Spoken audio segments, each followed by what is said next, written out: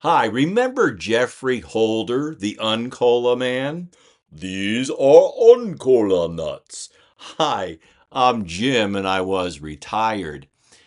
In this week's video, I'm going to crunch some numbers related to the 2026 Social Security Cost of Living Adjustment, or COLA, of 2.8% for the coming year. It's a little bit more like the Uncola. Stay tuned. Let's suppose a beneficiary has a $1,000 gross monthly benefit before the 2025 Part B premium of $185. Now, I chose that gross number because it's a nice round number to show the percentages. A 2.8% increase is a $28 a month increase in the benefits. But that's before factoring in the Medicare increases for the Part B premium and the Part B deductible in 2026. It got me thinking about the Uncola man, Jeffrey Holder, and those Uncola nuts. Well, I decided to use these limes and lemons to aid in our discussion. Now, if you recall from the chart from last week, the Part B premium went up 9.68%, and the Part B deductible went up 10.12%. So you need to factor in these increases, the Uncola nuts, to factor out what that 2.8% COLA for Social Security really comes up to in 2026. Hey, I will put a spreadsheet that I use to calculate these Uncola adjustments on my Google site. You can go get it there. I started this whole process by doing a Google Sheets version of that chart that I started with. In Google Sheets, you can do a waterfall chart. I couldn't do that in numbers, so I came up with my own way of calculating the Uncola for a variety of people. By the way, please share, like, and subscribe to this channel if you like entertaining ideas from a DIY retiree. And again, I'm not a professional. I'm just a retiree sharing my thoughts with you. So here is a chart for the hypothetical $1,000 gross benefit in 2025, which would give the starting net of $815 a month after the $185 Part B premium.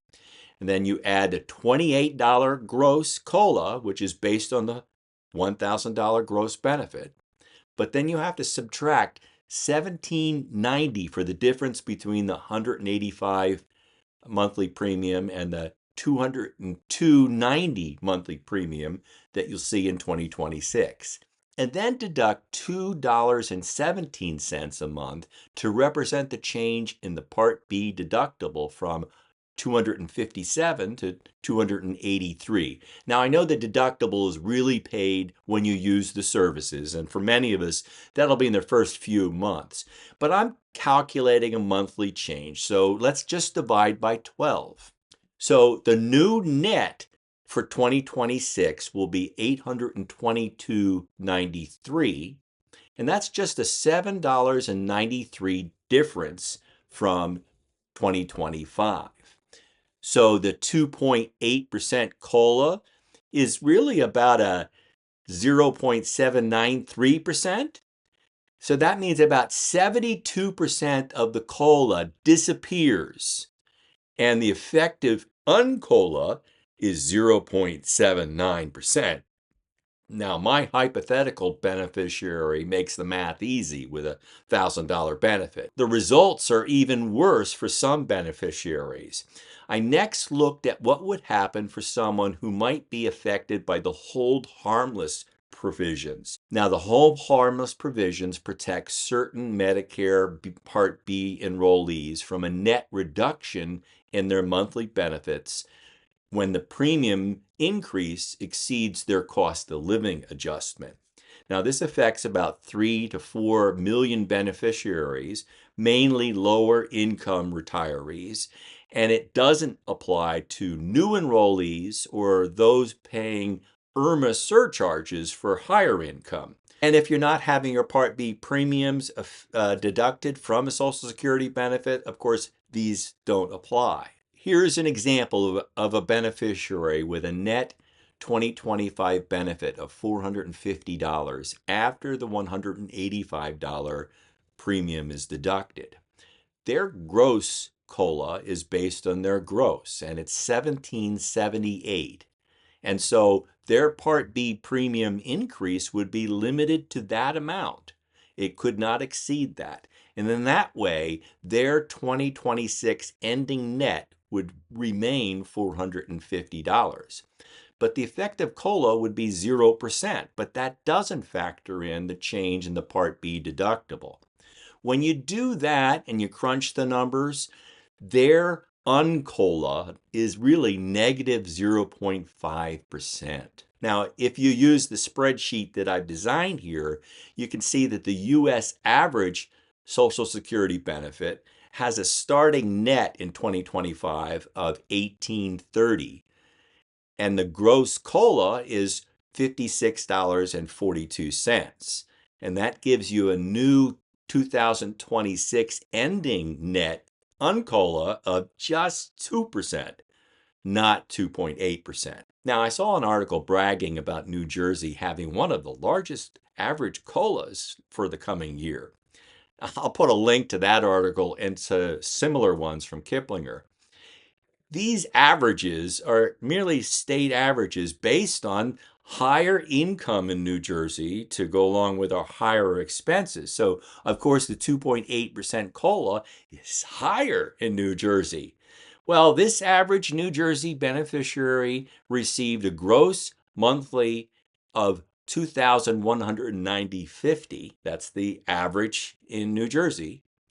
And then you have a net of $2,550 when you deduct the $185, and you still apply that same COLA, and you calculate the premium adjustment and the deductible adjustment, and the uncola here in New Jersey is 2.1%. That's a little better than the national average of 2%.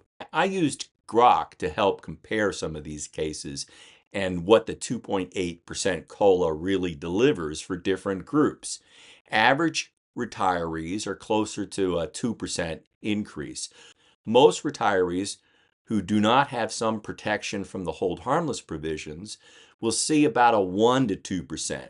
Some lower income beneficiaries could see an uncola of 0 to the full 2.8%, depending upon their exact circumstances. But in many cases, when you factor in the deductible as well, they're dealing with negative numbers. And higher income beneficiaries who have IRMAA surcharges may see negative numbers due to their surcharges. Now, the bottom line is for about 95% of retirees who are not protected by a hold-harmless rule. The widely advertised 2.8% COLA is really closer to a 1.1 or 1.9 uncola when you factor in their Part B premium increases and their Part B deductibles. So for many of us who hear a 2.8% COLA and think it's satisfying, when you consider the uncola effect of the premium increase and the deductible increase, it's more like a 1.5. I will conclude with my standard warning. I am not a professional planner. I have no initials after my name, so take these as entertaining ideas from one educated consumer to another. Always do your own due diligence and seek out a professional if you need one.